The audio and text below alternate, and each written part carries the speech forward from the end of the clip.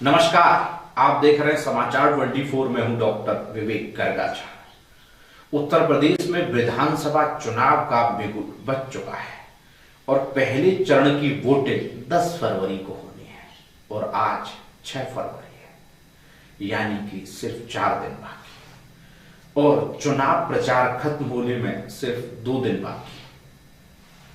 तो इन सीटों पर पहले चरण की 58 विधानसभा सीटों पर हालत है क्या, ये तो सब आप लोग देख रहे हैं। जगह जगह बीजेपी कैंडिडेट दौड़ाए जा रहे हैं। आज हम इस मुद्दे पर चर्चा नहीं करेंगे। आज हम बात करेंगे मथुरा की सबसे हॉट सीट कही जाने वाली मथुरा वृंदावन विधानसभा सीट की। इसके साथ अगले 4 दिन तक हम बाकी चारों सीटों का आपको रुझान और गणित भी समझा देंगे, क्योंकि वोटर अब बन बनाने के मूड में आ गया है, क्योंकि 4 दिन बाद उसको ईवीएम पर बटन दबाना है। हमारे पास रोज सैकड़ों कॉल आते हैं और लोग पूछते हैं, साहब जीत कौन रहा है, वोट किसको दिया जाए। हम कहते हैं जिसको आपका मन हो, लेकिन पत्रकार होने के नाते लोगों तक सच्चाई पहुंचाना भी हम लोगों का कर्तव्य है। सवाल जनता पूछती है जीत कौन रहा है, तो आज मथुरा वृंदावन के राजनीतिक गणित की बात कर लेते हैं। मथुरा में 4 पार्टियों के मेन कैंडिडेट्स हैं, जिनमें से बीजेपी की तरफ से उत्तर प्रदेश सरकार के कैबिनेट मंत्री और ऊर्जा विभाग के कर्ताधर्ता और पिछली बार के विधायक श्रीकांत शर्मा। पिछली बार विधानसभा चुनाव हारने वाले बीजेपी से विधानसभा चुनाव हारने वाले कांग्रेस के प्रदीप माथुर। तीसरे कैंडिडेट हैं समाजवादी पार्टी के हाथरस से सादाबाद के पूर्व विधायक देवेंद्र अग्रवाल। इसके साथ ही बीएसपी पर अभी नए नवेले सवारी करने वाले एसके शर्मा, जो बीजेपी छोड़कर बसपा में आए। तो इन चारों लोगों के बीच मथुरा वृंदावन विधानसभा सीट का चुनावी गणित घूमता नजर आ रहा है। अब लड़ाई की स्थिति में कौन है, सवाल यहां ये भी उठता है। अगर हम आंकड़ों की बात करें तो मथुरा वृंदावन में सबसे ज्यादा जातिगत आंकड़ों के आधार पर बात की जाए तो ब्राह्मणों का संख्या बल सबसे ज्यादा है, यानी मथुरा वृंदावन में 1,20,000 के समथिंग ब्राह्मण मतदाता है। दूसरे नंबर पर 90,000 के करीब वैश्य मतदाता है। तीसरे नंबर पर, चौथे नंबर पर और 5वें नंबर पर क्रमशः दलित, जाट और मुस्लिम मतदाता है। इसके अलावा मथुरा में छोटी छोटी जातियां भी हैं, इसमें सैनी हैं, पाल हैं, धनगर हैं, खटीक हैं, कोरी हैं और भी बहुत सारी जातियां। लेकिन मथुरा का चुनाव 4 जातियों में ही मेन रूप से बढ़ता जा रहा है, ब्राह्मण, वैश्य, दलित और जाट। चूंकि समाजवादी पार्टी और आरएलडी का गठबंधन है, तो जाटों के मेन वोट जाने की संभावना समाजवादी पार्टी के पास है। बीएसपी के पास अपना दलित वोट बैंक है। इसके अलावा ब्राह्मण प्रत्याशी होने का फायदा ब्राह्मणों के वोट के रूप में भी मिल सकता है। लेकिन लड़ाई किसके बीच है,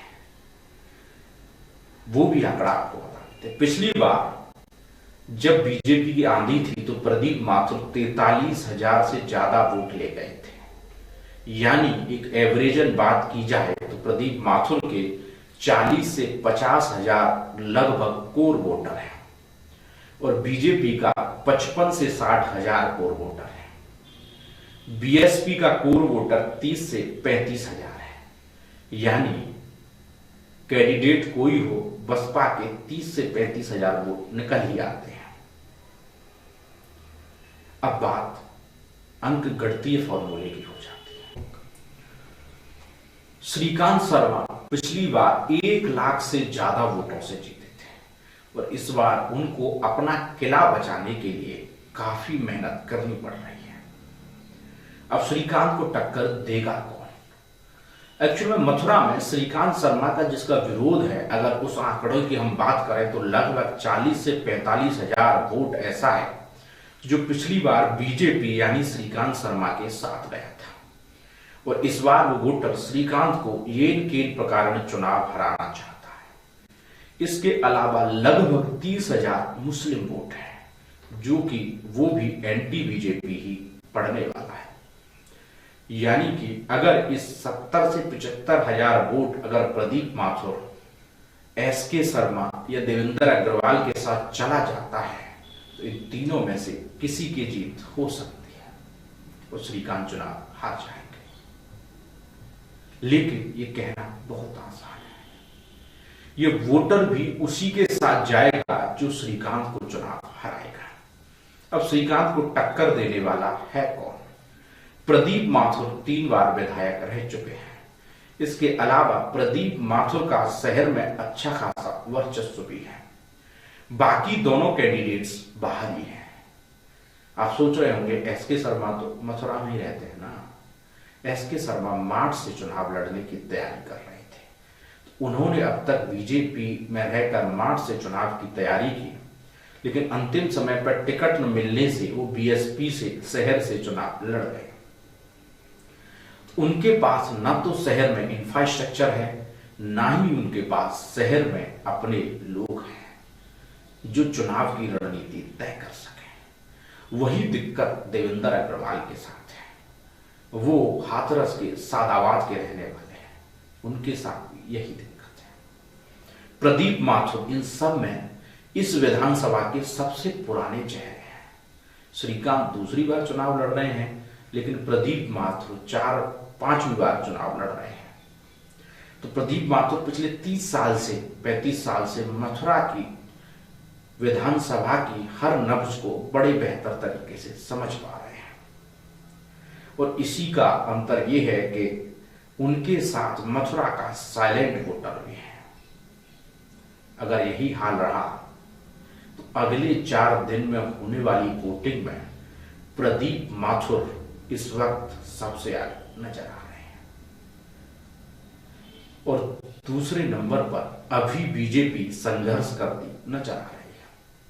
और तीसरे और चौथे नंबर के लिए बसपा लड़ाई लड़े नजर आ रही है कि बसपा तीसरे पर है या समाजवादी पार्टी तीसरे नंबर पर है। मेरा ये खुद का निजी आकलन है, जो मैंने ग्राउंड पर लोगों से बात की, लोगों के पास गया, उसके हिसाब से मैंने अपना आकलन किया है। अब किसी भी पार्टी को बुरा लगता है तो वो 10 मार्च तक का इंतजार कर रहे हैं। उन पार्टी के कार्यकर्ताओं को बुरा लगता है तो वो 10 मार्च का इंतजार कर रहे हैं। लेकिन आज की तारीख में मेरा आकलन यही है। नमस्कार।